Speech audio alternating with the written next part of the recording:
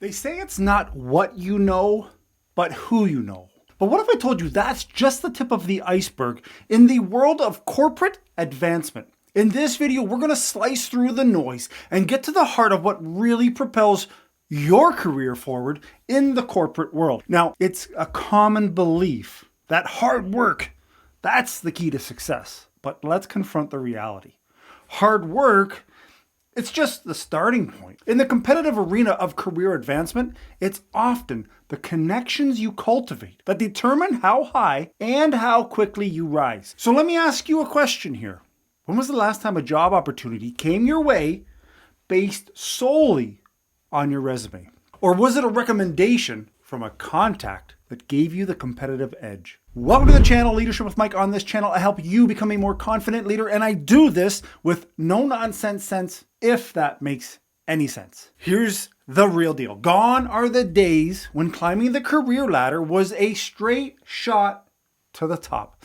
Now it's more like a game of snakes and ladders with moves in all different directions. It's not just about going up anymore. It's about zigzagging your way to success with some smart, strategic hops. And guess what's fueling these moves? Networking. It's all about who's got you on their radar and the doors that open when you're not just a face in the crowd, but perhaps a name in their thoughts. Think of networking as a career's switch army knife. It's got a tool for every situation. Whether that's finding new gigs, leveling up your skills, or just seeing where the field's headed. Take this wild stat from LinkedIn. A whopping 85% of jobs are landing in laps through networking. Yeah, that's right. It's not just handy, it's a make or break for climbing the corporate mountain. When it comes to networking, it's all about the vibe you bring and the bonds you build. It's not just a numbers game. It's about making a few connections, a few solid connections, making them count. Think of it like this.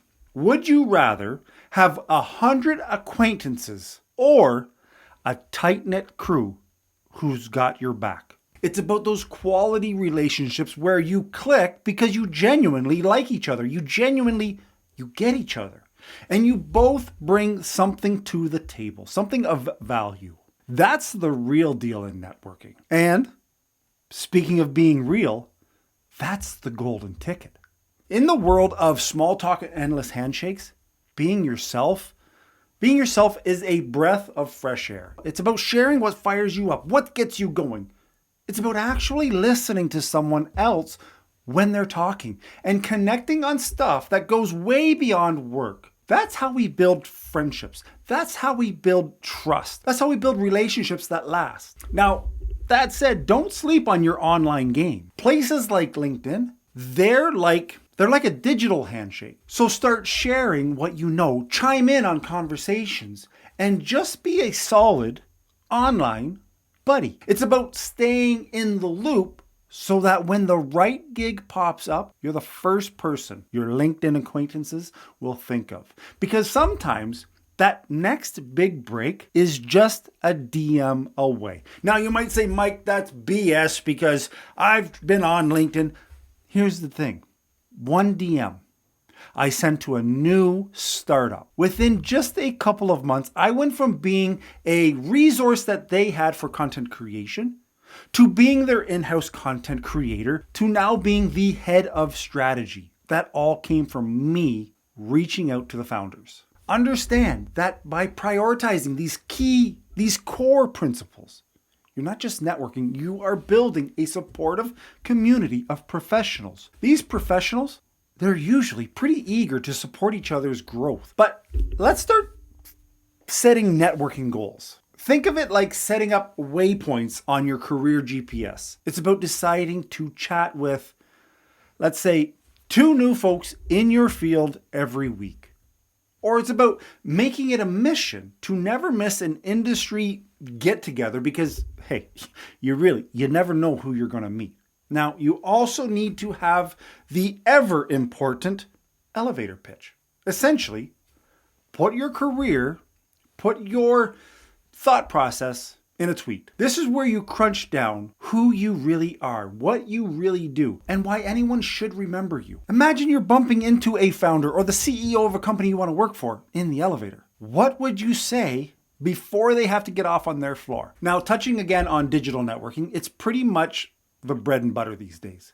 Keeping up on LinkedIn isn't just about scrolling through for jobs, but it's making your presence known. It's making your expertise known. Comment on a post here. Share a relevant article there. It's about keeping your name front and center.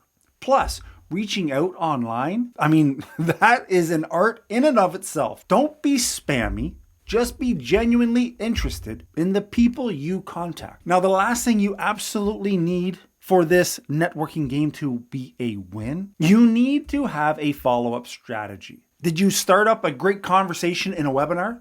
Don't let it be a one-hit wonder or a one-hit interaction. Shoot them an email or message them on LinkedIn maybe. Just a quick nod saying, hey, I enjoyed our chat. This will keep the ball rolling. Networks grow one follow-up at a time. So, what's the T on networking? It's crucial. It's non-negotiable. And frankly, it's indispensable in carving out a stellar career path in today's age. Skimping on networking and not playing the game could literally stall your career. But speaking of playing the game, what about office politics and the effects that has on your networking abilities? In this video, I share how I would play the game if I were you. So get your coffee. See you there. Ciao.